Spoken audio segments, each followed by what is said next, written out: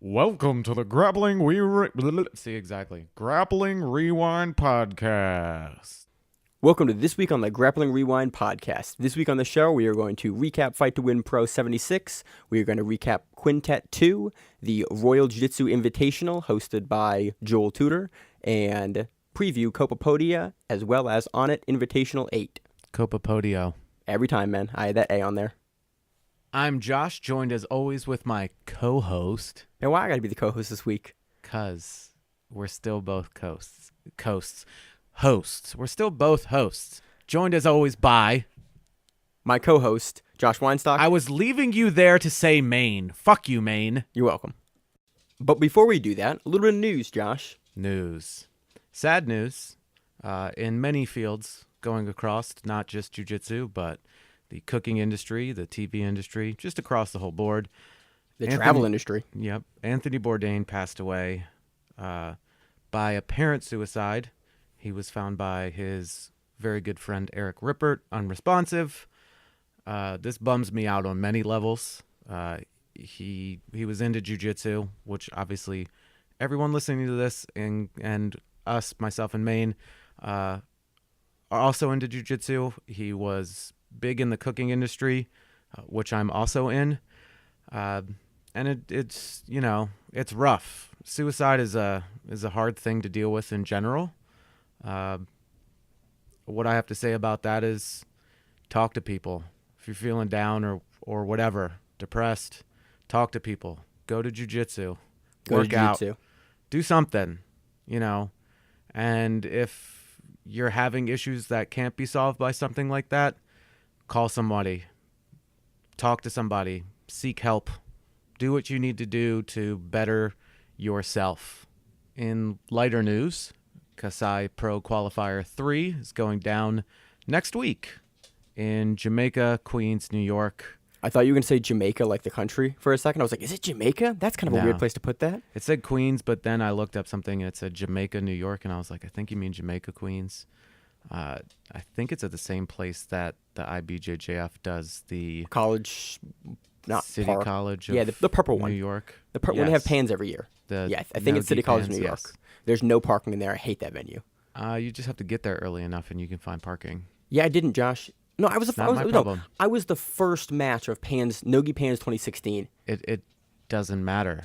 What time did you get there? I got there early as shit. What time is early as shit? We got a hotel outside the city to do that. So it was early, man. Tell me what time you got there. Not early enough, obviously, Josh. I can tell you 4 a.m. You'd be like 3 a.m. I've gotten there. I got there at 7 o'clock in the morning, and I found a parking space about 50 yards away from the front door. All right, we had to walk like 2.5 blocks. Okay, then don't complain. It's 2.5 blocks. It wasn't a good parking situation, Josh. I didn't appreciate it. I want to park at the venue in a parking garage for free. That's my stipulation. So, Kasai Pro 3 qualifier, I think it's a 170 qualifier this 170, from what I've gathered from all the information that's been posted. They're also running like a little tournament thing, gi and no-gi divisions. Gi divisions are separated by belt rank, no-gi beginner, intermediate, and advanced. And the advanced division is the one that will be considered for the qualifying bracket. The advanced 170 division. Yes, to be very specific. For no-gi. So that's exciting. I mean, the event's been fun to cover in the past. We love it, and so excited to see who their qualifier is for this event. I figured that they would go to a different weight, but I can't be upset with that. Nope, not upset at all. And in other news, the speculation that we made for the Buchecha Leandro Lo closeout in the absolutes was absolutely incorrect. Apparently, in 2016, Leandro Lo let Buchecha just go past him, gave him essentially a bye. I think it was in the quarters or maybe even the semis, because he was coming off that injury. Right, he was coming off that injury, and Lo was like, you missed a year because of that injury. Go ahead, dude. And they're really close friends, so he was just like, go for it. So he was repaying him. So that's why that happened. It's a hell of a repayment. Yep. So, yeah, I speculated completely wrong last week. I was like, I don't know why they did that, but that makes a lot more sense. So, cool to see him do that. It's literally unprecedented in jiu-jitsu, so it's cool. So, in some other upcoming news, we've put together a big calendar of upcoming events, and the next month is pretty packed. Copa Podio, Onnit 8, Fight to Win, BOA Super 8, the 4th edition. Grappling Industries is having a super fight with Wagner Hosha versus Dante Leone. EBI 16, the bantamweights, is coming up, as well as the qualifier series, which I think they'll do pretty soon here. I'm not really sure when that'll come out. Normally within the next couple of weeks or so. Like, let's see. That's at near the end of the month, so probably this upcoming week or the next week, we'll be seeing that qualifier video for 10th Planet. It's always fun, always kind of a fun little thing to look at and see who the movers and shakers in the 10th Planet system are. And this is the female bantamweights, to be very specific, and there are some combat jiu-jitsu matches thrown in there. Yep. Interesting thing enough, Wagner Hosha is now not versus Martinez. He has a replacement. I'm not even going to speculate why that happened. Nope. I'm not going to speculate. So the week after EBI female bantamweights, we have the IBJJF American Nationals and Fight to Win Pro 78. So it is a big packed week of, what month are we in? June. It's a packed month. The month of June, not a week, a month. Man, it's all 1 month, 1 week. So June is crazy. So strap in. Oh yeah, and there's ACBJJ 14 at the end of the month. As per usual, we forgot it. Always, man. Always. So on to recap of Quintet Pro 2 in Japan. Quintet Fight Night. So I don't know if this is technically Quintet 2 or Quintet Fight Night, where they're separate series. I've seen some stuff, here's why. Here's why I think it's Quintet 2. I've seen some promotional material that has it as Quintet 2, and they announced Quintet 3 in the United States and Quintet 4 in the UK. So I assume that Quintet Fight Night, the lightweights, is Quintet 2. I don't trust any of it. I don't trust any of it, Josh. Because guess what? Quintet 3 will end up being in Japan again. I wouldn't be surprised. I don't trust nothing. Also, I get most of their information from Twitter, and Twitter doesn't have an auto-translate function like Instagram has, so a lot of that shit's in Japanese for me. So you have to copy and paste it into Google Translate? I don't do that, Josh. So I look at the picture and I go, here's that information I took away from this. If there's ever text or Japanese characters on the picture, I just go, I'm never going to know what that says. I need the new Galaxy S9 Plus or whatever it is, because apparently it's got a little thing built in where you can point your screen at... Word Lens is what Google has. It's called Word Lens. Yeah, and it just starts translating stuff. That would be great, Josh. Galaxy S9, get at us. What is that, a Samsung? I don't know. I have an iPhone. I do too. So, hey, iPhone, catch the fuck up. Stop being so lazy. Yo, anyway. Put a micro USB port in that thing. Yeah, right. That's never going to happen. So less of us griping about phones and technology and more to us recapping this event. So let's gripe about commentary first. Josh Barnett, I like you as a fighter. I hate you as a commentator. I like him as a grappler too. I'm iffy. Yeah, He tapped Dean Barnett. He tapped Dean Lister. He tapped Dean Lister after 17 years with a face arm crank thing. A neck crank. Neck crank. He was like, it was a chest compression. It was a neck crank, dude. He also tapped one of the Gracies. Yeah. In that not Polaris. Metamoris. Yeah, that thing that I hate. He tapped Halleck, I think, with a toe hold. No. It was going to be Huron, and it was not Halleck. The other one, Horian. No, not Horian. That's the dad. No, what's his name's brother? Henner's brother. Well, Halleck is Henner's brother. The one that did the breakdown. The guy does the breakdown with God. Henner. The less speaky and smiley one.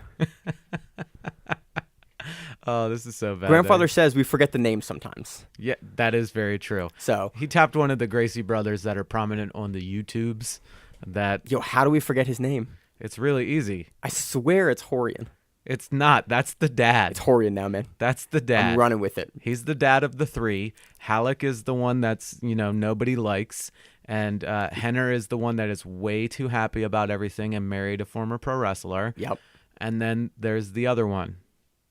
Starts with an R, like most of them do. Pronounced like an H. Pauses. So, the gentleman's name is... Huron Gracie. Huron. I was close with Horian. They all start with an R. With an R. I could have said Hickson. I'd be so close, Josh. Or Hoyce, or Hoyler, or Henzo. Or any of them, man. They Whatever. ran out of R names. They were like, Kira Gracie. Fuck it. Hodger Gracie. That's an R name. Yeah, Josh. They ran out. Technically not really even a Gracie. Technically not, but we Technically call him a Hodger. Gomez. Technically. technically. So Holes. We forgot about holes. we've And then got like a whole Polis. tree. There's like 18 billion. Oh, and then there's Carlos. Yeah, but he's the OG. So is Helio, but he actually had, or actually that's technically pronounced Elio, It is. like the pizza. So on to the breakdowns of the commentating staff for this. Josh Barnett obviously hates regular jiu-jitsu. That's He all makes I can, that clear. That's all I have to say about that. The dude is like, he poo-poos the Carpe Diem team, right? He poo-poos them like they're not being as aggressive. I'm like, where? Have you not seen every single one of them take somebody's back? Because that happened. And that's what to do, Josh. And they positionally beat the shit out of the other team. Oh, yeah. Positionally, they beat the shit. They just didn't tap them. It's like, oh, okay. Sorry. My bad. Josh is throwing up jazz hands there. No, my hands aren't wiggling, so it's not jazz hands. Anyway, it's besides the point. We started off the night with Daisuke Suge versus... Rest of the commentators were good, though. Oh, yeah. Stuart Fulton, who normally does pancrase, he's educated in grappling, not like too deep into it. But he doesn't say dumb shit, which is what I He appreciate. doesn't say stuff that where you're like, no, I don't agree with that at all. I did like that he was super familiar with a lot of the Pancrase guys, and this card had a bunch of them on it. Pancrase guys, old Zest guys, where he was calling them Zesters. I didn't know they were called Zesters, but that's pretty cool. That was kind of cool. And if you've ever watched Japanese grappling when it came to, like Masakazu Imanari or Shinya Aoki or other wild people like that, you would see Zest matches, either the tag team grappling matches or whatever. Zest is awesome. If you can find it, watch it. It's on YouTube. Anyway, Daisuke Suge, first match, Seiichiro Ito. That's right. I'm going to kill these. That's Team Carpe Diem for Daisuke Suge and Team Tokoro plus Alpha. So I think we're getting a little bit ahead of ourselves here. So Quintet is a team battle organization. So there are 4 teams. Each team for this particular event has to weigh under a certain amount. This one was the lightweight, so everyone's about lightweight. Anywhere from flyweight up until about lightweight. Yeah. And so there are no heavyweights on this card, no big guys on this card. Not super big, anyway. The first 2 teams go against each other, and then you try to knock out.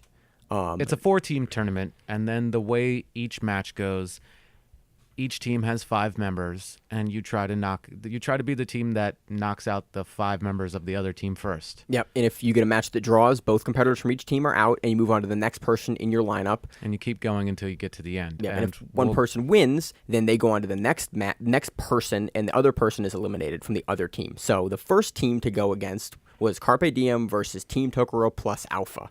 Yes.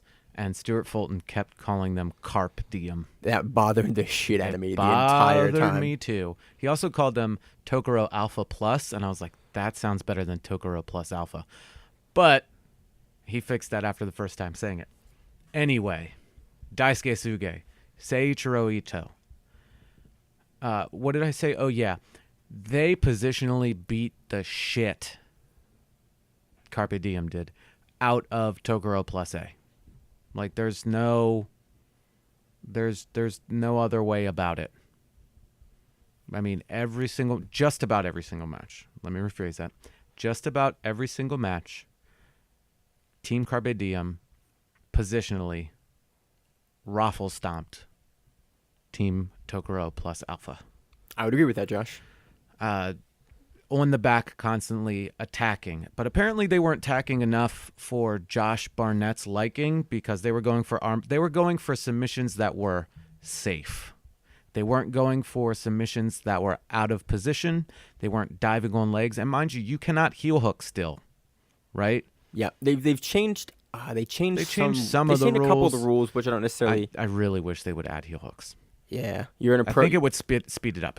Honestly, it would speed it up, and not like this was long. It was like 3 hours in total, including intermission. Including replay, too. Right. So if they added that, I think it would speed it up a little bit more. But and you have Imanari. Like, goddamn. It didn't matter. I'll get to that in a second. Josh Barnett was just like, they're not, they're playing it safe out there. It's like, no, they're just playing it smart. They're trying to take them back. They're going for high percentage submissions to just win. And that's what they were doing. David Garmo versus Masakazu Imanari. Masakazu Imanari's leg attacks were non-existent. David Garmo, who I'll admit, never heard of him before. He's from Detroit Jiu-Jitsu, but he trains at Carpe Diem all the time.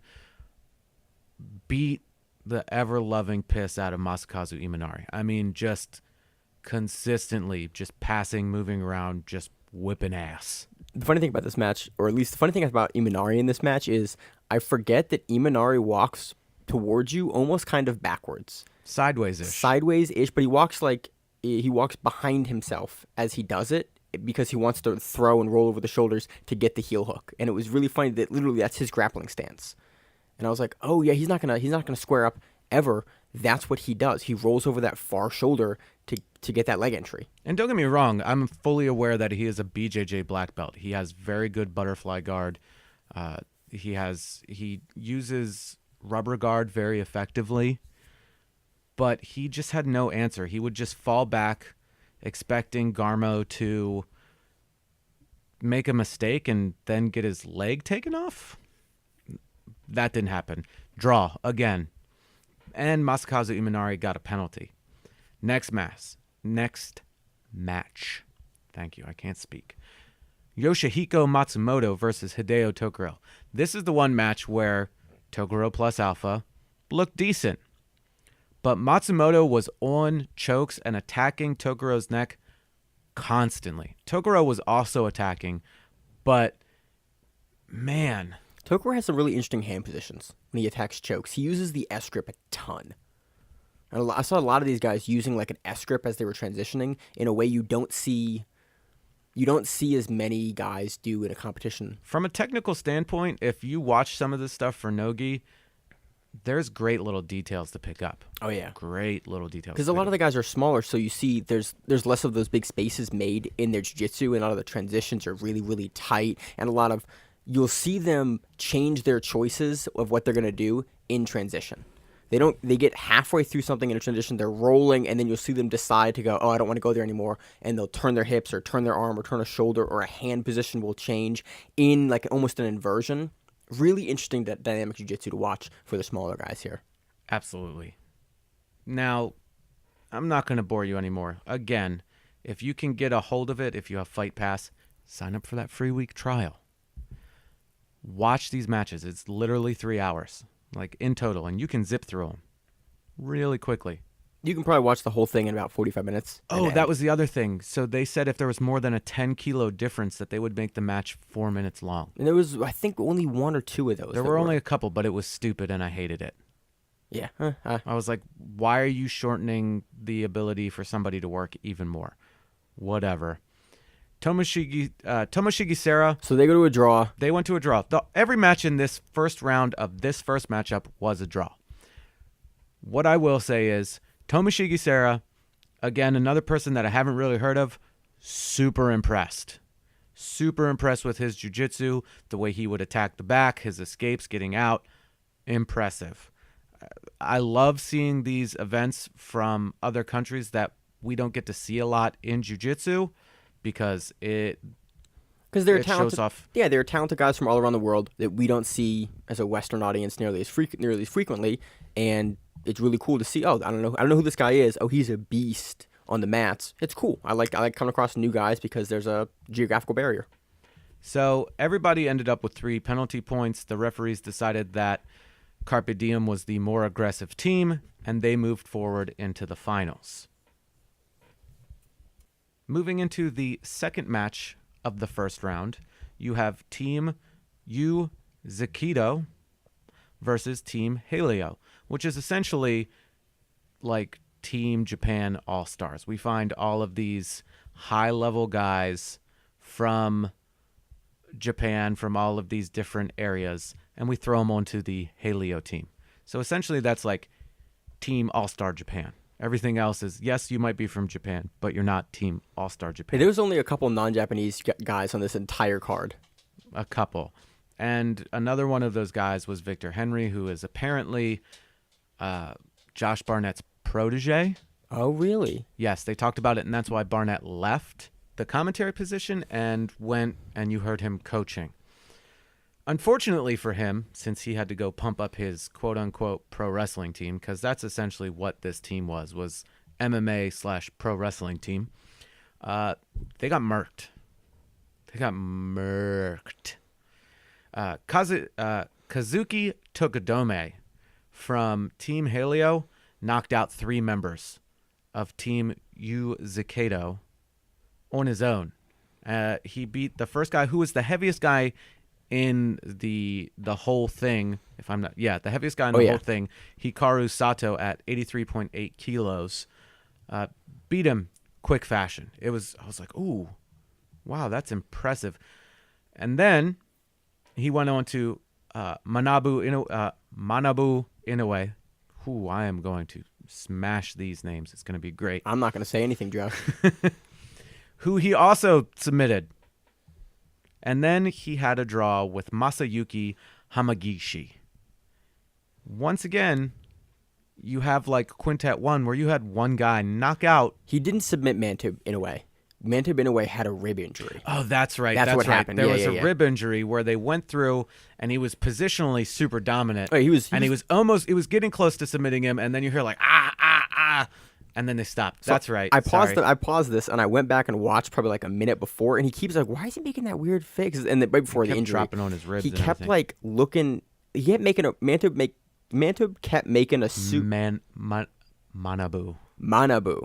Or you can call him Inoue if that's easier to say. Way easier. Inoue kept making a weird face, like he was in very, very bad pain. And then they lifted him off with a ice pack on his chest and a stretcher.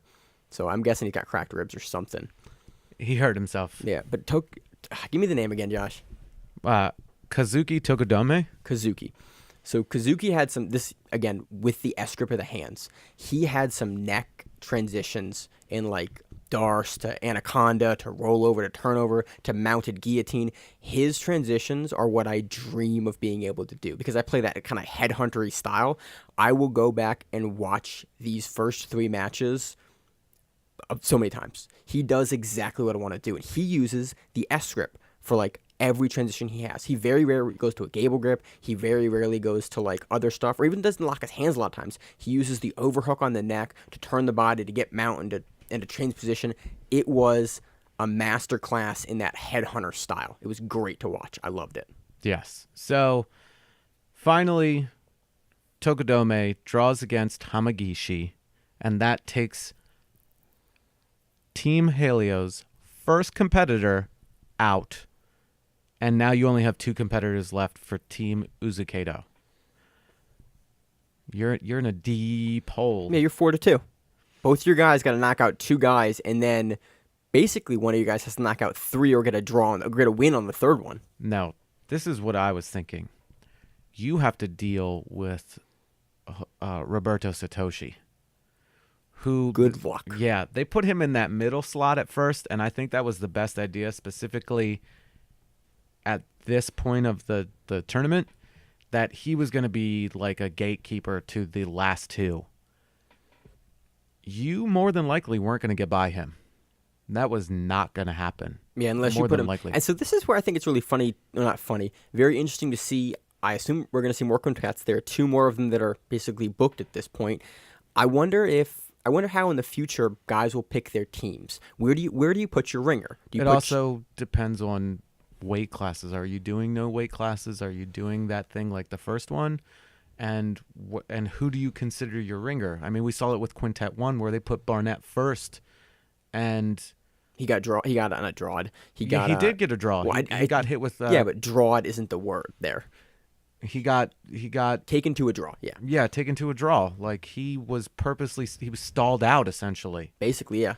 4 minutes he had a smaller guy. Knocked him out of the tournament, and they were like, "Oh, Barnett's going to take out a few of these guys, and that'll be helpful." But it's really interesting from a gamesmanship perspective to see where teams decide to put their strongest competitors, their biggest competitors, their most esteemed competitors. It's interesting. I think putting Satoshi where they put Satoshi was a really, like you said, a gatekeeper to the last 2. If you can get past him, you've still got 2 guys. He's going to take out at least 2 guys. And it sets up your next round because you can set up a new order after the original order where you can let the people before him rest and be that tail end and get that strength back. Yeah, because we're still in the first two teams going against each other to figure out who goes into the final two teams. Exactly. So they go on to... They go to Masanori Kanehara, who I've watched fight plenty on Pancrase. Team Halio.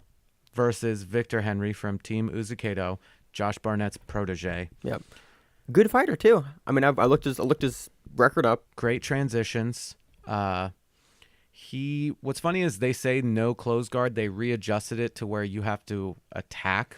I like that. It wasn't a problem in this event. It didn't. Henry got hit with a penalty because of it, though, because they felt he wasn't, using it as an attack position. Which I like. That's fine. I like, and it made me think... They were still a little slow with giving out penalties. They waited for certain people. Yep, they were, and I think that was not bias, but it was definitely... They were looking... In the rule set, they were obviously looking for a certain type of action, and the penalties, I think, were reflective of that. True. So that was a really close match up until a certain point. And then Masanori Kanehara in the dying minutes of... Yeah, literally at 7-11 of the final round. Really, he locks it up at 6.5 minutes, and they start playing the footsie game, and he starts going back on a foot. And to me, it didn't look like he had the knee control he would need to finish that straight ankle He started turning, and I guess it was uncomfortable. It could have been anything. But he finished with a straight ankle lock. Awesome. Kanehara obviously was like, yeah, we're moving on. Henry is kind of bummed out. So Daisuke Nakamura as the anchor to the team, also in Quintet 1, originally part of Team Halio. Yep. And he looked good. He looked good last event. Good. He came in and he wasted no time going after Kanehara, transitioned over, and Kanehara tried to transition, and Daisuke caught him in that. And he hit them with a beautiful armbar. Finished him. Now you have, again, Satoshi. He is that gatekeeper. A lot of people, I did not foresee them getting by Satoshi. And a lot of people speculated that it was going to be Team Halio versus Team Carpe Diem in the finals of this tournament. That's what I speculated. Satoshi did what he had to do. I mean, he just came after Daisuke and, got on his back really quick, started sinking in that rear naked choke, twisted it a little bit, snugged it up the rest of the way, choked him in 1 minute and 29 seconds. And Daisuke tapped hard on that. Hard. He lifts his hands up really high and tap those big little meat taps hook tap versus the big tap. And Daisuke hit him with the big taps, and that was all she wrote. So Team Halio moved on to the finals versus Team Carpe Diem. And what a finals it was, Josh. It was awesome. We have our brief intermission. They show the matches really quick. It didn't, take a really long time. So you have Daisuke Suge again in that first slot for Team Carpe Diem. Versus Michihiro Omigawa. Now, Omigawa's former Olympian. He's got good jiu-jitsu. He's got good groundwork. Daisuke Suge, awesome jiu-jitsu.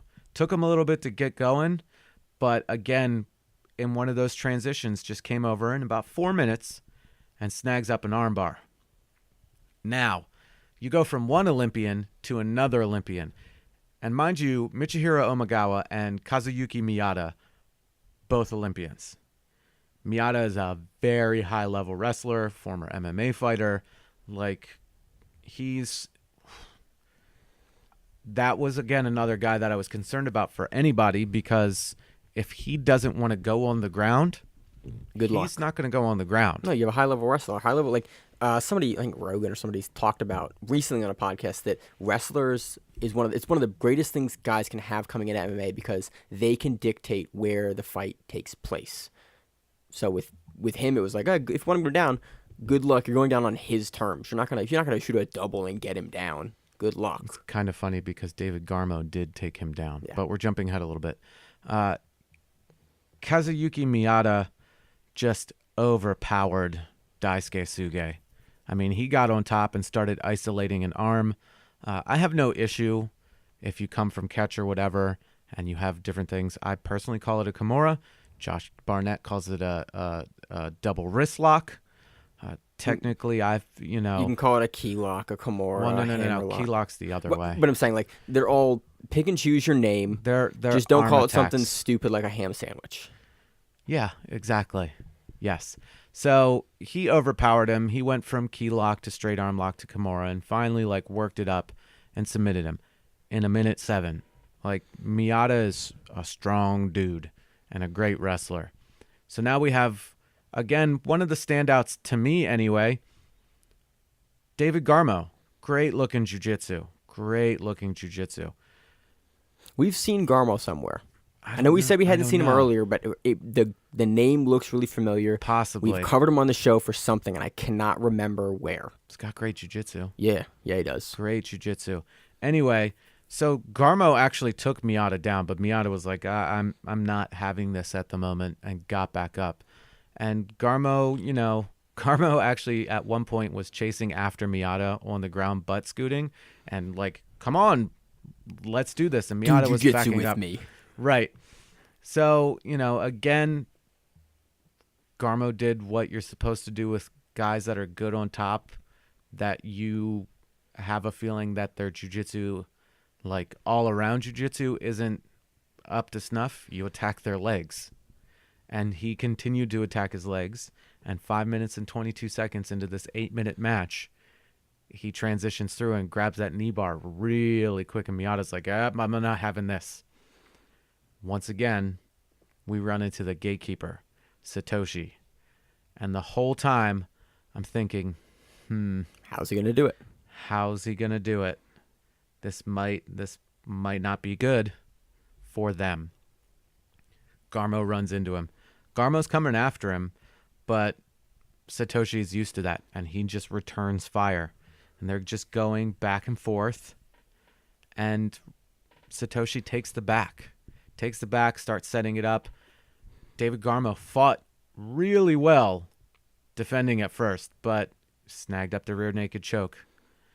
And this is where I was like, ooh, this might be the end of the match right here.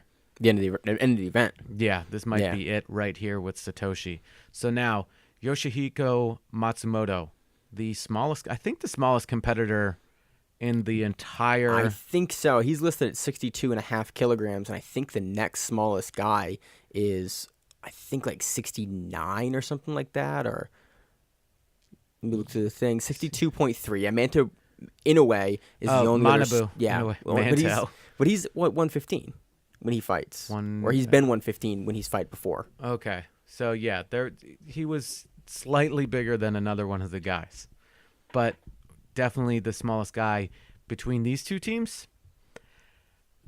He put up a valiant effort, but again, he did. Got his back taken, and Satoshi choked him out.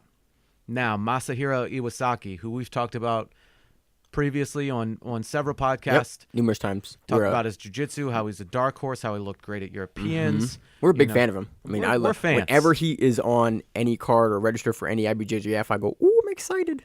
Yes. I like watching him. So I was like, I don't know. He was the guy, of the guys that I'm less familiar with on this card, he was the guy that I was the most familiar with. Iwasaki? Yeah. Because we more so than Satoshi. That caveat there, of the guys that I was less familiar, like he's a guy that I'm more familiar with because of BJJ, and I see him on higher level events more frequently than I know all the MMA fighters. Okay. So, Masahiro fought for his team and stopped the juggernaut that was Roberto Satoshi Souza by taking him to a draw. It got dicey. Which is what you want to do. It got dicey a couple of times, but he took him to a draw. But that knocks out your fourth guy for Team Carpe Diem. You have Tomoshige Sera, that is it, versus Kazuki Tokudome and Masanori Kanehara. Yeah, and Tokudome just Tokudome and Kanehara both murked all of Team Uzukato. Yeah. Like, so you have your guys that went first at like... Satoshi had one match and was like, let me clean this up. But those two did the lion's share of the work. So they're tired though. They've also had time to rest. I'm just playing devil's advocate, Josh. Okay, I'm just whatever. saying, like the strategy behind it is really interesting because you have your guys that have already put in tons of work, knocked out guys, high level guys, and now you're falling back on guys that have already put in a lot of work to get 1 or 2 wins. Every single one of these guys on Team Carpe Diem has went to the distance. Yep. So, I mean, you can't. No, I agree. I wasn't, when Quintet was first announced, I was like, man, I'm not down for team battle, whatever this is. I'm sold. I mean, just the strategy behind the different guys, the different styles of how does this guy match up with this guy, and how do you submit your team, and where do you put your guys that are the big guys, the smaller guys. Like, I'm sold. It's an exciting event for so many reasons because there's always, every single match has that X factor. And going into this last match, it was like, who's going to get it done? Well, Tomoshige Sera said, you know what? I'm going to make sure this goes the full card. And fucking armbarred Kazuki Tokodome in 33 seconds. Yeah. We were like, huh? What? Josh, when I watch a card in my head, I'm like, oh, this guy should take it. I thought Kazuki was just gonna truck through him, and then he got armbarred, and I went, huh, well, glad I didn't make that pick on a podcast. That happened. 33 seconds, man. Did not expect it. That was wild. So now we have the last. Because he looked so good, Josh. I know. And again, now we're gonna like try to look through these guys, and if you're on YouTube, I think it's technically under the YouTube name Full Force Pro, but it's the guys that do the BJJ Priest magazine and like video series from Japan. So it has a lot of like Japanese competitions on there. I'm gonna have to start like peeling through and looking at the videos to see if these guys are on there to watch more matches. So we end up with Tomoshige Sera versus Masanori Kanahara. Wow.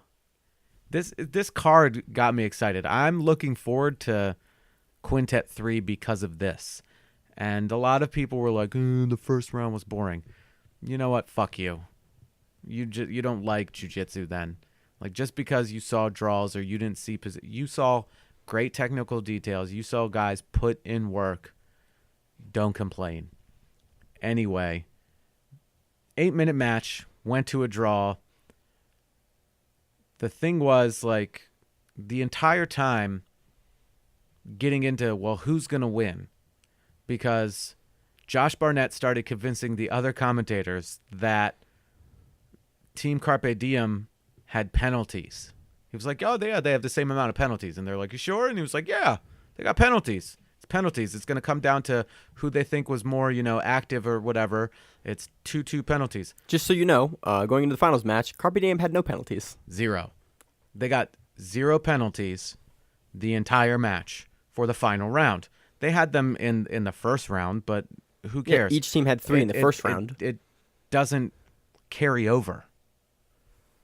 And even if it did, I'm pretty sure Haleo, go down to the Haleo one again. Down more. They would have had the same amount of penalties.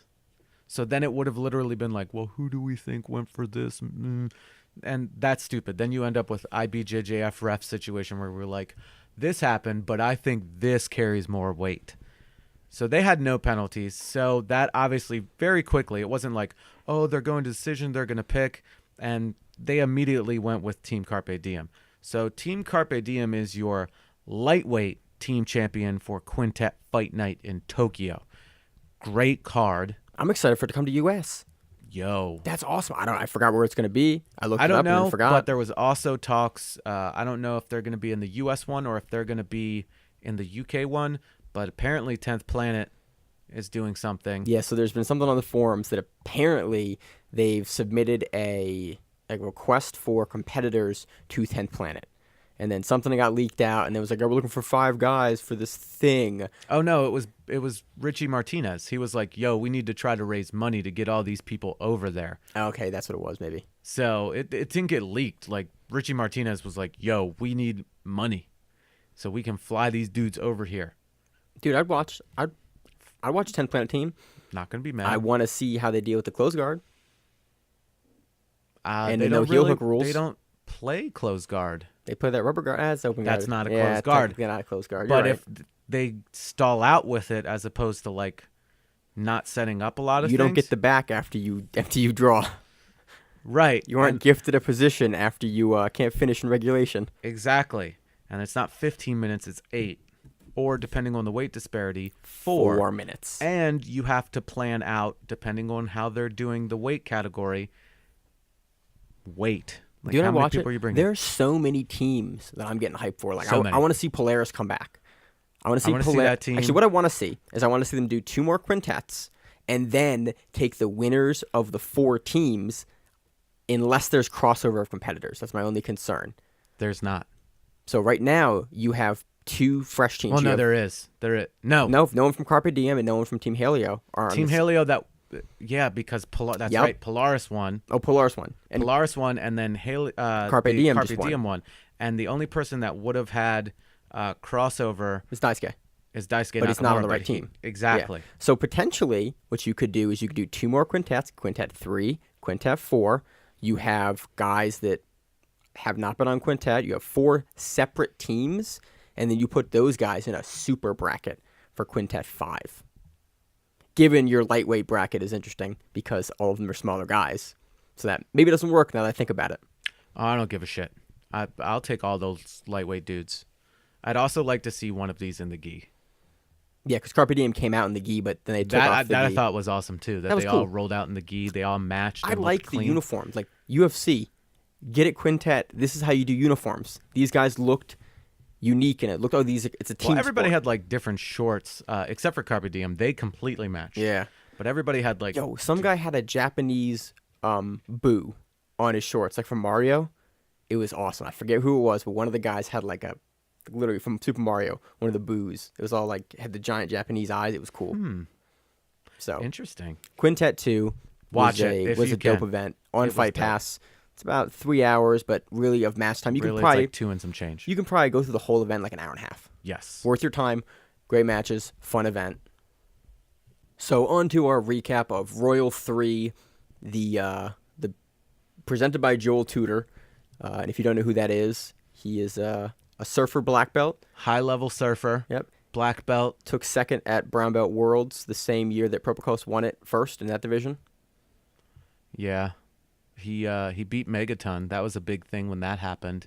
And he was a newer black belt at that time. But, hey, that's a little feather in your cap Yeah. to add there. This event was a lot of fun. I watched the event when it was up.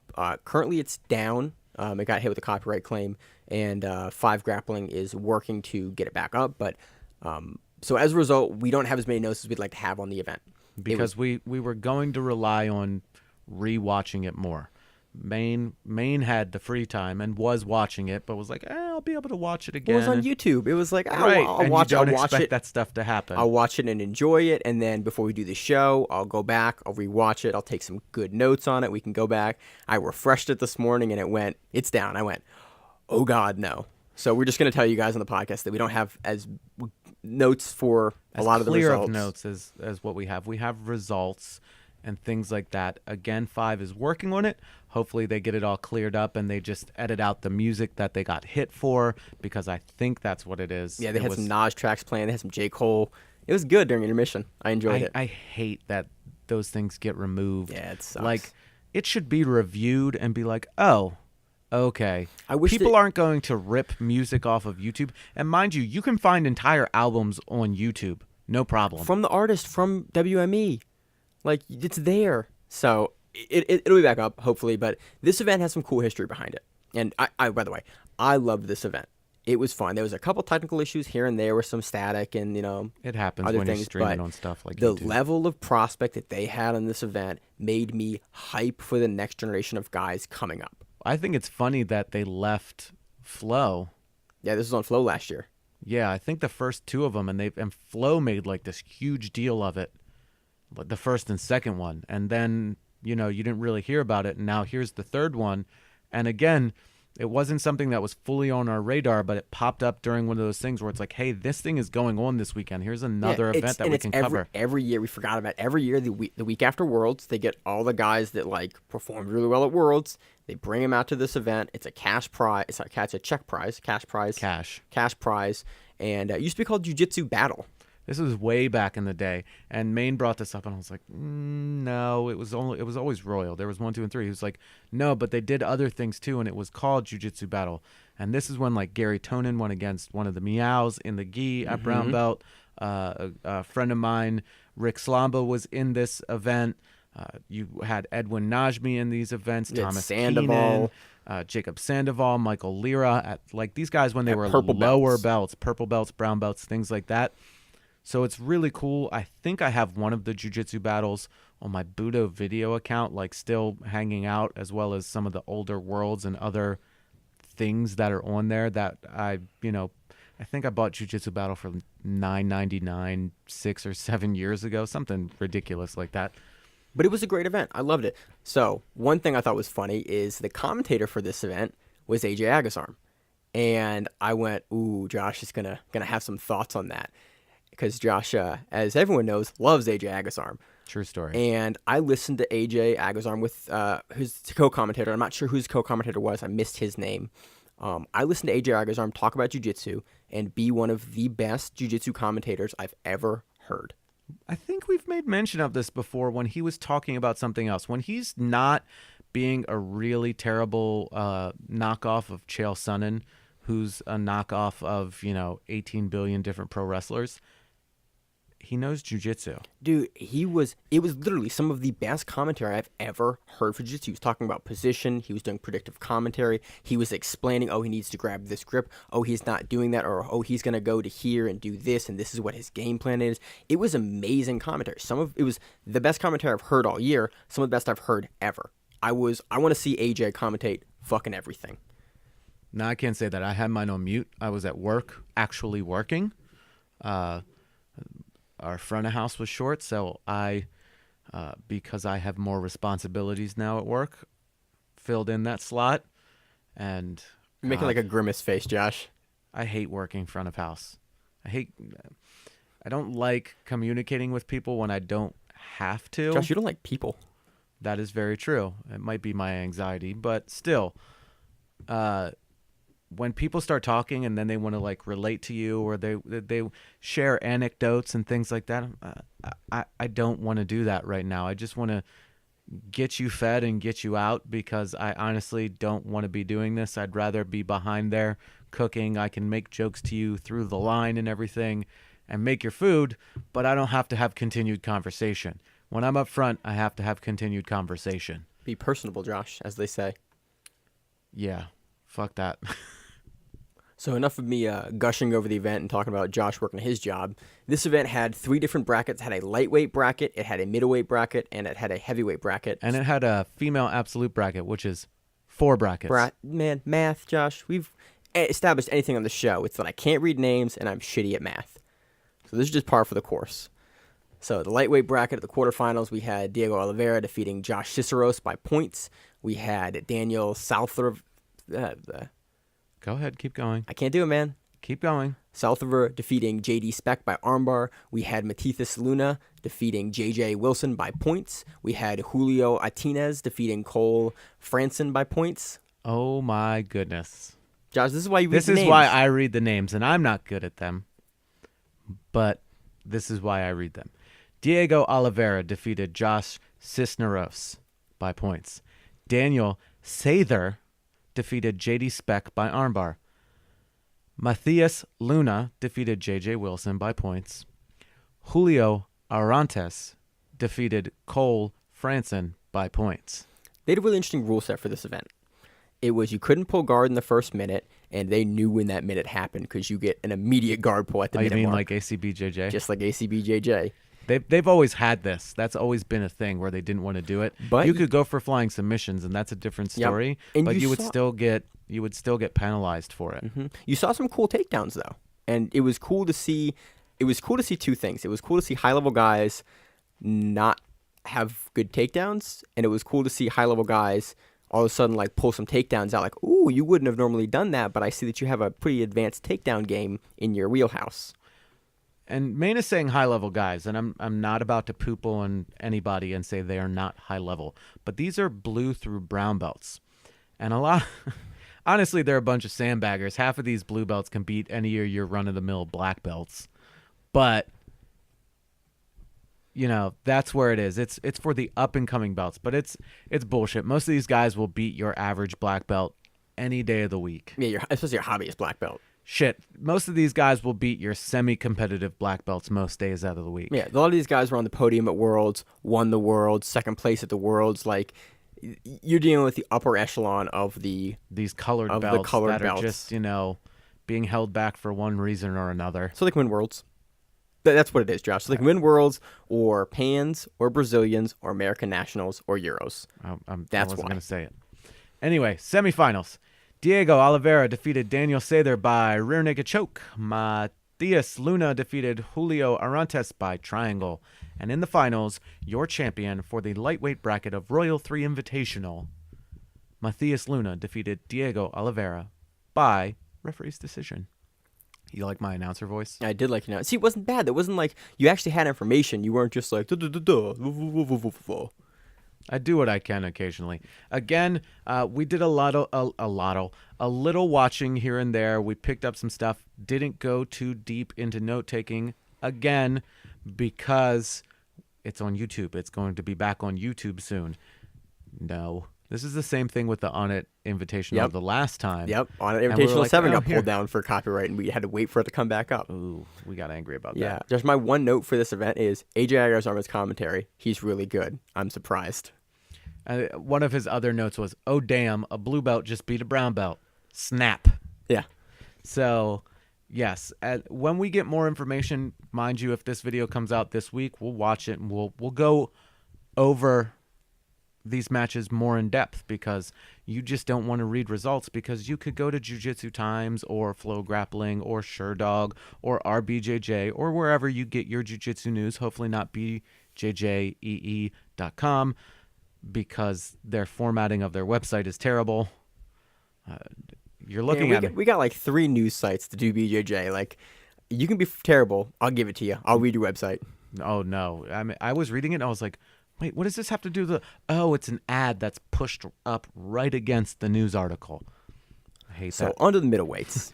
Quarterfinals. Connor DeAngelis defeated Lucas Galbert by points. Jackson Nagai defeated Roy Dagan by armbar.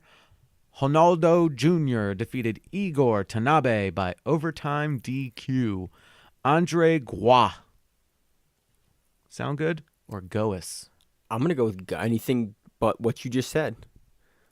Why not? That's like foie gras. So it's instead of foie, it's a G. Yeah, and it's you just gua. you made it super ornate when you said it, and I was like, that can't be right at all. He defeated Philip Fitzpatrick by points. Jumping into the semifinal. Now, see, I start talking to you and you mess me up. Man, this is what I do get every all time. floppy lips. The semifinals. The semifinals. Connor DeAngelis defeated Jackson Nagai by points, and Ronaldo Jr. defeated Andre Gua Gois. I'm going to say both now because you I'm keep not looking sure, over. man. By sudden death overtime. And in your finals, your middleweight champion of the Royal 3 Invitational, Ronaldo Jr. defeated Connor DeAngelis by points. On to the heavyweights. On to the heavyweights. In our quarterfinal matchups, Dominique Bell defeated Guilherme Baca by points. We've seen Dom before. Oh, we just saw him at Worlds. He took third. Mm-hmm. Impressive competitor. Pedro Elias defeated Dante Cano by points. Caio Perandi defeated Walder Filho. That's right, Walder Filho. You were probably looking at that name going, I don't know how to say that. Josh, I don't even I just look and then wait for you to say it and then sound it out after you've said it. This is how I've done it for like 31 episodes, man. I don't read the name. We got about 10 episodes in, realized that I shouldn't read names anymore, and then you've read the names since then, and it's been amazing. When I looked at Walder, I immediately went Game of Thrones, and I was like, Walder Frey, and I was like, oh, nope, not Walder Frey. Anyway, and I guess you would call this a giant upset. Samil Karahan defeated Roberto Jimenez by toe hold. There was a huge thing on Flow about Jimenez wrecking shop, winning weight and absolute. And he got knocked out in the first round. With a deep toe hold that he was not happy about and like limped away on a little bit. Again, give him credit. Like, he toughed it out, but you got to tap eventually. Not a meow. Not a meow. You've seen those videos, those GIFs of them just getting their foot cranked and like, nah, I'm not going to tap. You're like, God damn, it's like broken and you're going to let it go. All right. In our semifinals, Pedro Elias defeated Dominique Bell by points, and Samil Karahan defeated Kaio Pirandi by sudden death overtime. And in the finals, your heavyweight winner of the Royal 3 Invitational, Pedro Elias defeated Samil Karahan by points. On to the female absolute. Quarterfinals, Megan Curran defeated Martina Graminius? Yep. Graminius? Sure. Cool, by points. Veda Toscano defeated Alex Enrique by toe hold. I know how to say that. Kaori Hernandez, there we go, defeats Kylie Baker by referee's decision. Nicole Evangelista, we've covered her before. Yeah? Oh, yeah, fight to win, baby. Defeated Julia Balmonte by toe hold. In our semifinals, Megan Curran defeated Veda Toscano by armbar, and Nicole Evangelista defeated Kaori Hernandez by armbar.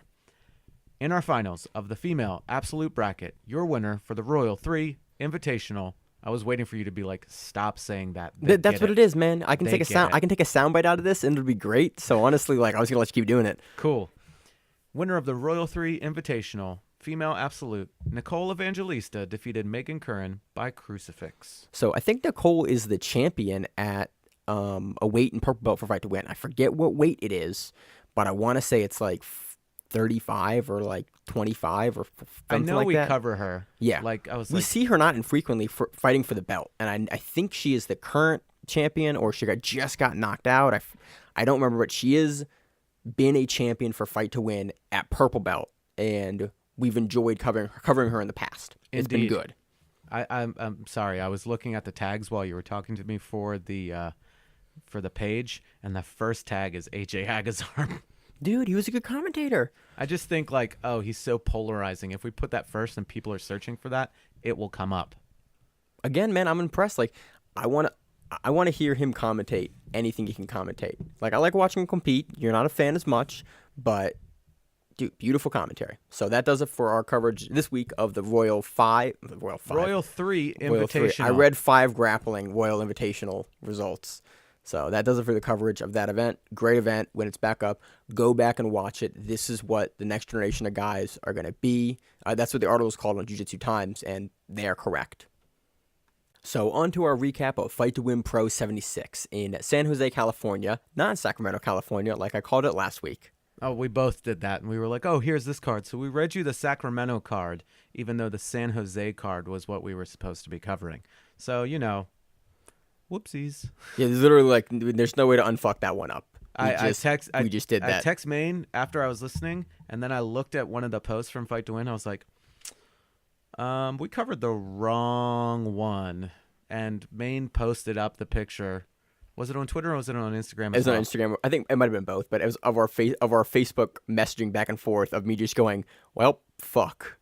Because there's no way for me. It was like, I think Wednesday or something like that, or Thursday, and there was no way for me to fix it at that point. The episode had been up for a couple of days at that point, and it was like, well, we just previewed the wrong card. So now you know about Fight to Win Pro in Sacramento. But it's not even this week. It's like in 2 weeks. Yeah, but now you know about it, and we'll tell you about it again in our preview section next week. I almost want to preview Fight to Win Pro 76, where we're supposed to preview Sacramento card. So this event paid out a total of $20,907 in salaries and commissions and had a 50% submission rate. It was headlined by Ron Kessler versus Nick Green. So let's go on to the results. Bottom up. Purple belt results. Domingo Marcel Rosa defeats Brian Molinero by split decision. Javier Gonzalez defeats Michael Ortega by Kimura. Nick Pica defeats Andy Lagunes by toe hold. And that was submission of the night for the purple belts. Baldwin Chu defeats Antonio Velasquez by choke from the back. We see both these guys pretty frequently. Yep, and we also see who was it? And I already forgot. Skylar McKinley defeats Carlos Capella by split decision. Raquel Torres defeats Rebecca Tomada by split decision. Manny Mendoza defeated Pablo Casemiro by decision. Pablo Sanchez defeated Randy Barreto Jr. by head and arm choke. Norman Aaron defeated Omar Bravo. Is he related to Eddie Bravo? Probably not. By decision. Tyler Brandon Shue defeated Brian Gurgis by split decision. And that was fight of the night for the purple belts. I almost said it. I almost stole your thunder. Don't say my thing, Josh. Jamie Abadem defeated Daniel Austin by split decision. On to the teen results. Josiah Tubby defeated Sean Gonzalez by Kimura armbar. And we don't normally do this, but why not? It's kind of cute. Josiah Tubby and Sean Gonzalez. I keep thinking I'm going to say his name wrong. I'm assuming that's Sean. It's Schon. You know, kids and millennials naming their kids parents. Like Apple and stuff like that. You know. I assume it's Sean, Josh. Let's call him Sean. Say Sean. Maybe it's a weird spelling that I don't know about and I'm just being insensitive. I mean, it's definitely an interesting spelling. It's, So it was really cool how these guys were going back and forth. It wasn't a very long match. Josiah, I believe, reversed a position and just started attacking the arm, started twisting it over, straightened it out, locked it up. I was like, "Ooh, this kid's pretty good." I reffed my first kids scrimmage this weekend, Josh. How was that? It was a trip. It was an in-house thing, so it was all right. But it was interesting to watch. Like kids, they're like little white belts. Was there crying? After the match, there's a couple of them that were like they lost and they were displeased about that. I was like, "Oh, I'm very uncomfortable as this child runs to its parent and cries loudly." Yo, it is so weird when they start crying. Dude, like I have kids, and I'm like, stop crying. It was uncomfortable, man, because I like raised the hand. I was like, I watched a couple of them, like, oh, I was gonna cry when I raised the hand. This makes me uncomfortable, Josh. So it was a trip. I mean, I did good. Like I'm learning how to ref. No one died? No one died. I stopped like 2 arm bars as they were getting out. And it was like, good, okay, arms extended, we're done. Did you have any parents yell at you? It was an in-house thing. They were good. And again, Josh, I get yelled at for my job, so like, good luck with that. I can also fight kind of well. Like, I'm not worried about a parent yelling at me. Hi, parents, that's out of shape. Come at me, bro. Yeah, it's like, it's the ones that yell. The ones that yell the most are the ones that typically are the ones that don't train and don't get it. And so it's like, oh, he was going to get out. It's like, man, he's 8. Like, his arm was extended. Like, he might have got out. But his arm was extended. You lost. Like, that's what it is. I don't want to deal with your kid getting his arm broken because, like, he was going to get out. It's like, I'd much rather you yell because I stopped it too early than you yell at me because, like, oh, you let my kid's arm get broken. It's like, I can deal with one of them. The other one's actually, like, I'd feel bad about. Going into the brown belt results, Art Vega defeated Sean Joseph by decision. Ryan Walsh defeated Cody Hinosa by straight ankle lock. That should happen with like 3 seconds left. Yeah. Ryan Walsh was on the move. His jiu-jitsu looked really good. He was attacking a lot. If I'm not mistaken, Kyle was in his corner. I'm pretty sure I heard his voice. Didn't see him, but I thought I heard his voice. I mean, I could be completely incorrect. Dude, ankle locks at the last second are the worst thing ever. Because you're like, he just snatched it up and went under, and you were like, oh no, there's only a couple seconds left. This guy's going to let it go. And he must have just cranked on it just right because... got the toes in the armpit, put enough pressure on that ankle. Just like, oh, my foot's going to come off or I tap. I make a decision. You go, I'd much rather walk tomorrow than have a broken foot for an undercard event. Yeah, but that was a really cool match to watch. Mikey Rolls defeated... Again, I'm wondering if this is a Facebook name that was just taken. Thomas Haley? No. Mikey Rolls. Mikey does roll, Josh. That's his obviously. name. It might actually be Mikey Rolls as well, but he defeated Thomas Haley by decision. That's a dope name to have for jiu-jitsu. If it's real, yeah. Yeah, good point. Alan Sanchez defeated Andy Landaveri by armbar. And that was submission of the night for the brown belts. Here it comes. We say it every week, and every week we do not just record the names. Kanela Kahanui? Yeah, I think that's right, man. I mean, you were super unconfident about it, but it Ah. sounded pretty good. Kanela Kahanui. Kahanui. Even the announcers were like, I'm not sure if Seth said that name right. And then they weren't sure if they were saying the names right. Dude, honestly, Seth, like we talked about before, like Seth, because he announces the event live, he usually does a pretty good job because he takes pretty good care to figure out. He just talks to the competitors to figure out, like, okay, how do I pronounce your name? Okay, how is it pronounced? Okay, and he'll say it to them, and then he'll say it back to him, like, okay, or he goes, what do you want us to call you? And then he'll go through with that. So when Seth is on the mic, usually pretty good. Again, as per usual, I missed him saying it. She defeats Kanela, He defeats. Kanela Kahunue defeats Danny Spirin by decision. And that was fight of the night for the brown belts. Derek Van Ness defeats David Mitchell by toe hold. Hanato Taglieri. There we go. Defeats Cody Hinosa by knee bar. Benji Silva defeated Kevin Williams by split decision. If you can check it out, whether you have Flow or just peep it on their Instagram, Kevin Williams hit a sick foot sweep that put Benji Silva right on his ass. Kevin Williams came at him, and Benji immediately started going on a foot. It was a nice back and forth match that Benji won. Good to watch. Was it like the foot sweep that Seth showed on the? He didn't spin, but if I'm not mistaken, they are. Because I saw in the post on Facebook, it was like, taught him well. It was like via video or trains with him. I wasn't. Again, sometimes like when the announcers are talking, if I'm not into the announcers enough, I don't pay a lot of attention. Admittedly, so. I can't remember if he was or not, but he had a sick foot sweep.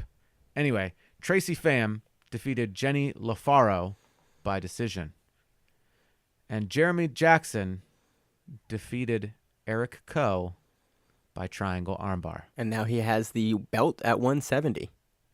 How bummed are you? Eric Coe's your dude. Kind of bummed. I mean, guys win, they lose. It sucks, but. You know, I'm happy he at least defended the belt at 70 because the previous guy that had the belt at 70, like, ran with that shit and didn't defend it ever. So I'm at least happy that Eric, because he just got the belt a little bit ago. So last time he was on the card, if I'm not mistaken. I think, is this his first defense or second defense? I think it was his first one. Okay. So look, at least you defended the belt frequently and like getting in there. I appreciate that. I appreciate that. Moving on to black belts. Mike Morrell defeated Manny Hosha by decision. Adam Saknoff, a.k.a. Big Red, defeated Billy Ray Chubbs by heel hook. That was submission of the night for the black belts. I think anytime I've said Billy Ray Chubbs' name, I've said how much I love saying his name. Yeah, and dude, Saknoff is looking a little thinner.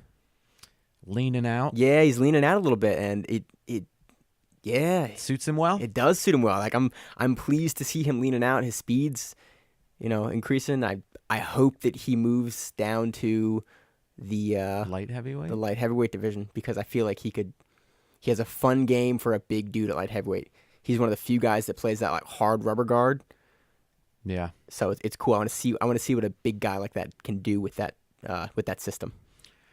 Moving on. Bill Cooper obviously did not want to be there that long. He had somewhere to be, and he defeated Noad Lahat by toe hold super quickly. He dropped down, reaped the leg really hard, looked like he was going for the heel hook, transitioned right to the toe, twisted it in, not from a position that you would think he would get it from. Nailed it. He did it from the position, when you told the story about breaking that guy's foot, that's what I envisioned the position that you broke the guy's foot in.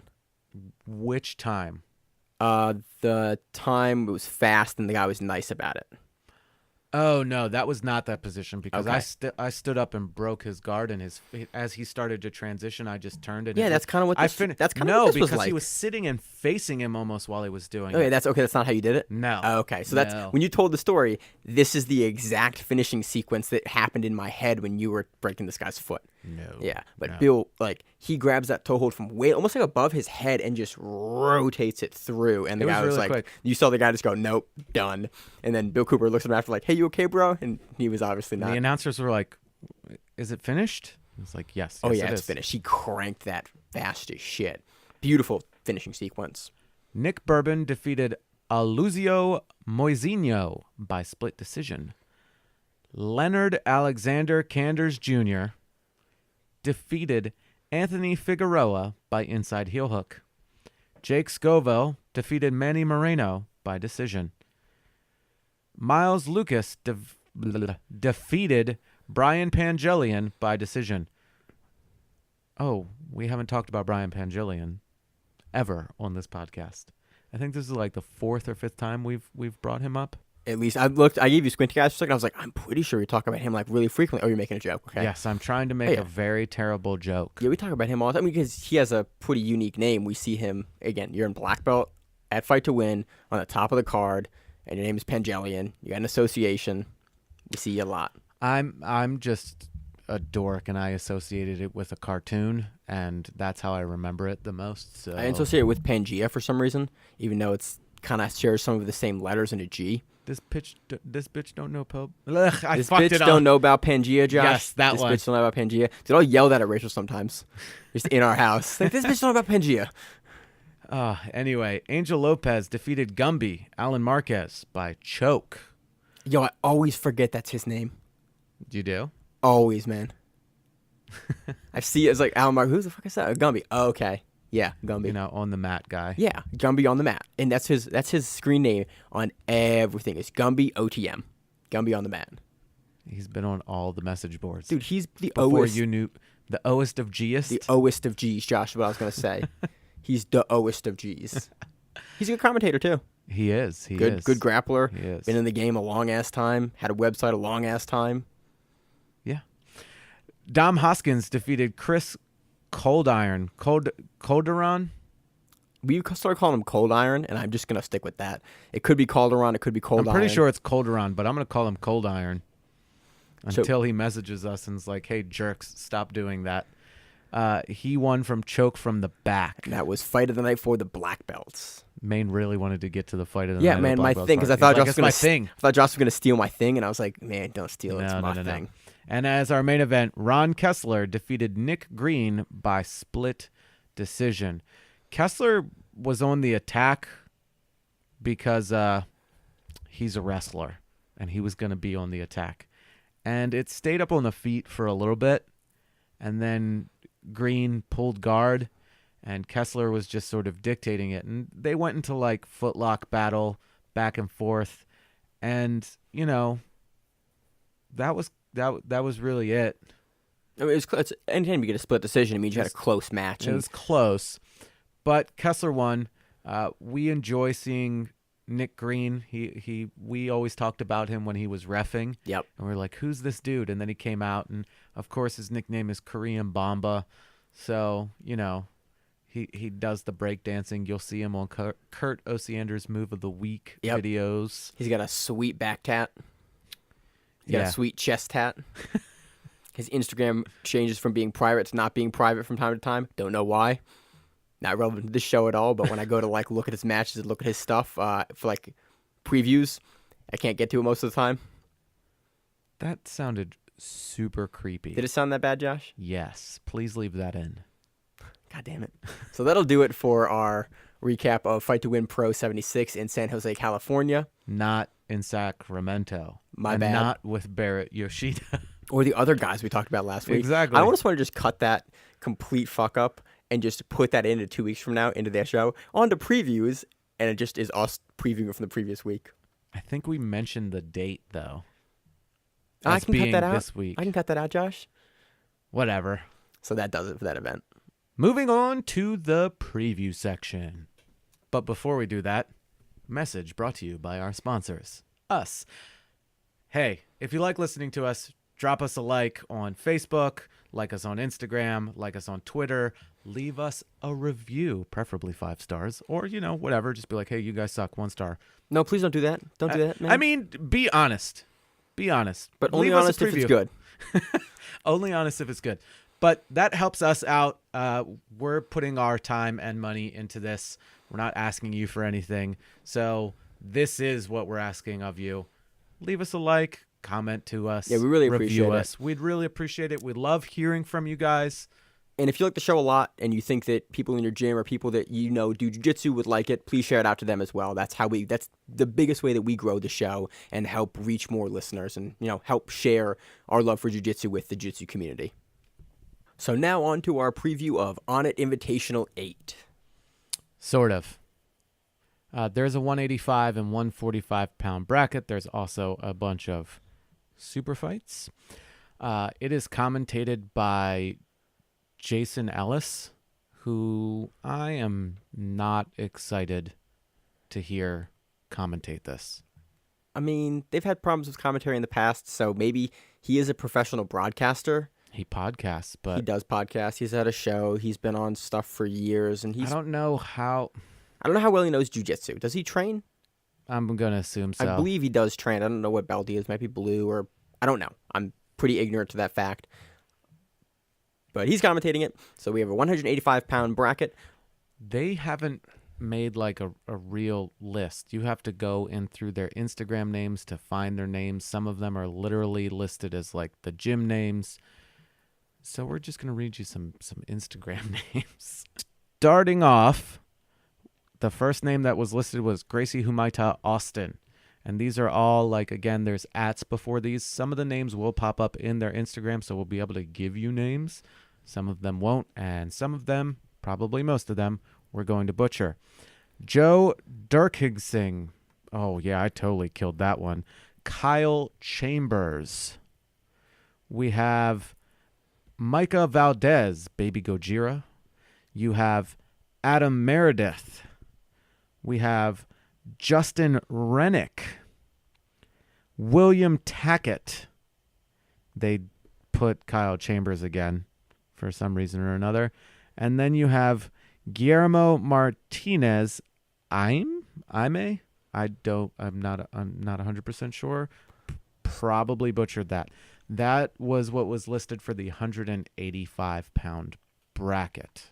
So onto the 145-pound bracket, we have Anthony Burchak. We've seen him before. Indeed. And the next guy we've seen, Frank Rosenthal. We saw him this weekend, Josh. Yes, indeed. Yes, indeed. Ricky Peoples. Brandon Gambucci. Brandon Gutierrez. Christian Guzman. Michael Bruner. And Noah Wyatt.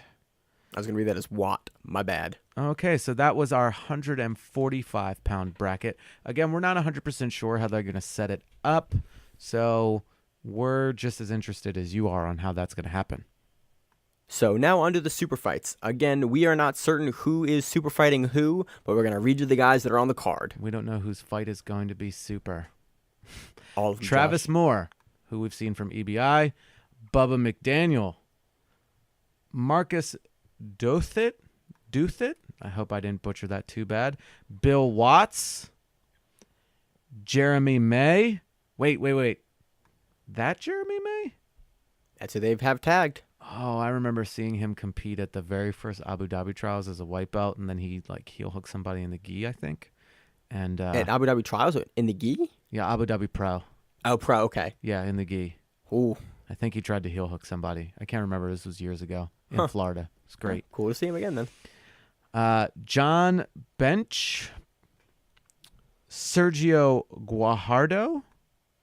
That's a young lad, by the way. Yep, looks to be a kid. Oh, Well, that's why I called him a young lad. Well, I was trying to build on that, and I had nothing. Let's see. Corbin Rathow. It says Corbin Boo. I think this is A young lad as well. Oh, no, it says Corbin Boo the Patriots. I think that's a young lad as well. Sonia Peterson and Esme West. So I'm going to assume the two young lads will be going against each other and the two young ladies will be going against each other. He's an alternate for the 45 bracket, Josh, to have you know. So that event is happening on the 16th of this month. 5 p.m. Austin time. And it should be streamed on Onnit. It's onnit.com/live. Yeah, and usually it's pretty good. Usually streamed on YouTube. Hopefully this one doesn't get taken down and then get stream re-uploaded. it on YouTube. They stream it through onnit.com/live. Yeah, which is a YouTube link. Well, if you go to YouTube, you can watch it on YouTube as well, Josh. Yeah, but just go to onnit.com/live. You can do that as well. So on to our preview of Copa Podio. I'm not going to add the extra O on there, Josh. Or the A. Yeah, I'd love to add me some A's on stuff. Yeah. So this was originally like Iron Brown Belt, and then a whole bunch of people are not brown belts this anymore. event was originally supposed to take place a couple months, like 2 or 3 months ago, like in May. I mean, sorry, in April or even before that. And then it got pushed back, and they pushed it back after Worlds. And they have a bunch of top-level brown belts on this event. And the problem with that is if these guys then win the Worlds, a lot of them get promoted on the podium. So they have had a lot of late replacements come through on this event because guys got promoted to black belt. One notable guy that didn't get promoted to black belt at Worlds, but ended up winning the Worlds that we're aware of. Let's make an asterisk, a side note. Correct. Yep. Devontae Bones Johnson. I like how they just have him listed as Devontae Bones. That's kind of what he is, man. He's Bones. He jiu-jitsu Bones.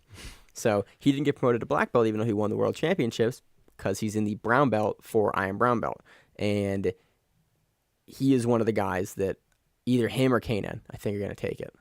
I think they'll meet in the finals. Definitely. So we have Group Verde and Group Amarillo, which is the green group and the yellow group. You've really wanted to do that, didn't I you? totally did, man. And it's Amarillo. Remember, this is it Portuguese, is Portuguese, not Spanish. My bad, Josh. So in the green group, Renato Cardoso, Bones, Fabio Alano, Felipe Andrew, and Pertu Teponen. Some of these guys won their respective like Iron Brown Belt areas in the Europes or the Brazils or America, or qualified for it. So over to the yellow group, you have Bruno Lima, Horacio Antunes, Kanan Duarte, Admilson Gobi, and Jared Dopp. So wait, is Jared Dopp a brown belt? No, he's a black belt. Is this Iron Brown Belt anymore? No, this is different. No, this is something different it's now. just the heavyweight Grand Prix, the final of the heavyweight Grand Prix. And what was I talking about? Why didn't you stop me at all when I was talking about Iron Brown Belt? No, because that's originally what it was, remember? Mm-hmm. Because you had all these guys qualify. Oh, interesting. And then they were like, fuck it, whatever. We're adding all these people in. They're all heavyweights, or roughly. So Copa Podio, again, always fun. They have a really strange rule set. They have a really strange round-robin way they do it. And it's all about who wins the points. The most points. Maine's just really stupid and can't figure out. It's almost exactly like Kasai. It confuses the shit out of me every time. And I'm getting it finally, but for how many events they've done, how many times we've covered Kasai, it confuses me every goddamn time we do it. And that's why you end up reading the results of these every week, because I can never get my head around it. Anyway, I think Bones and Duarte end up in the finals. That'll be a good match. I do not know if we've seen them against each other before. Maybe.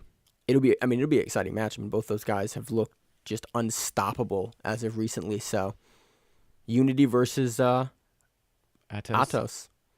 You almost forgot that. I was like, I think he's Atos. I don't want to say it though, but yeah, he's Atos. He's under Gabao. Yes. So, should be a fun event. That happens this next week as well. Hey, it's over. What's going on? This went by in quite a bit. Flash. God damn it, I can't talk. Fuck you, just stare at me like a lemming. I just want to see where this would go. You're an ass. Mm-hmm. I hate you. I know. That's been this week in the Grappling Rewind. Maine is a terrible human being. Yep. I am just a jumbled mess. I'm Josh. And before I let you go and we ramble on even more, remember, if you're on the Baltimore card, which is July 28th. For Fight to Win Pro. Fight to Win Pro 82, contact Rule 7 Meal Prep. They will hook you up somehow with some foods so you don't have to worry about making it and you can train. Each week they have 7 items on the menu, each made with 7 ingredients or less, and each one of those ingredients has 7 or less items in them. That means they're not going to have a sauce that has 87 ingredients in it. Everything's got 7 or less. It's delicious. That sweet potato hash is fire. It's been good. You wouldn't think mashed broccoli is good, but it's good. Dude, he sold me on it. I was eating mashed broccoli? I was like, oh, it's so much nutrients in me. I feel the nutrients, Josh. So much greens. I get it. It's like, There goes another pound of weight because I just made a doo-doo because of them greens. Dude, so many green sweet potatoes. It's good. Like It's good. I enjoyed it. It makes my weeks a lot better because I just like I take it. You grab it and go. I grab it and go. I'm like, oh man, I gotta eat dinner. It's like 10 o'clock at night. It's like, oh wait, it's done. You should not be eating at 10 o'clock at night. Josh, I finished my workout like after I get back from home from the gym. I get home on the earliest, usually at like 10:30. Does Gamma not have a microwave? No. I went there 2 weeks ago with a Stromboli, a microwave Stromboli, to microwave it at Gamma. Nothing.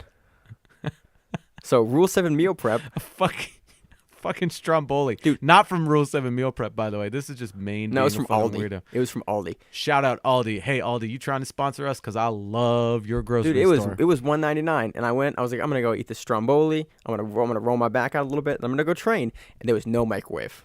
I was fucked. You could have went over to the 7-Eleven and been like, hey, I'm going to buy something, and just put the Stromboli in there and dipped. I almost did, but I was like, does Weiss have a microwave? Because they're close too. And I went, I'm going to go back to my home because I have an hour and a half before jiu-jitsu starts, and microwave this in my house. So I did that, ate my Stromboli, sadly, because I didn't have Rule 7 meal prep, and then went and trained jiu-jitsu.